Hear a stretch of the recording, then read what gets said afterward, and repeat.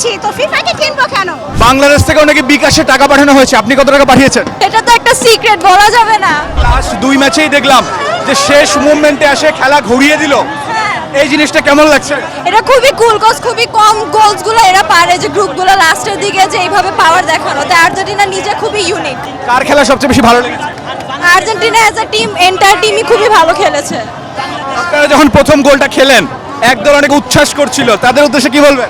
আমি বলি, গোল খাওয়া একটা ভাগ্যের ব্যাপার। গোল না খেলে আমি কি করে দেখাবো যে আমাদেরও ইভেন্টস আমাদেরও আছে। তবে হ্যাঁ, প্রথম গোল খাওয়ার পরে একটু আপসেট ছিলাম। তারপর আমরা জানি লাস্টে তো খেলা দেখাবে ইনশাআল্লাহ তাআলা। লাস্টে 10 মিনিটের মধ্যে যে এই খেলাটা দেখালো, আমরা অনেক খুশি। আপনাদের এগেনস্টে একটা অভিযোগ বিশেষ করে ব্রাজিল সমর্থকরা করছে, আপনারা নাকি ফিফাকে কিনে নিয়েছেন।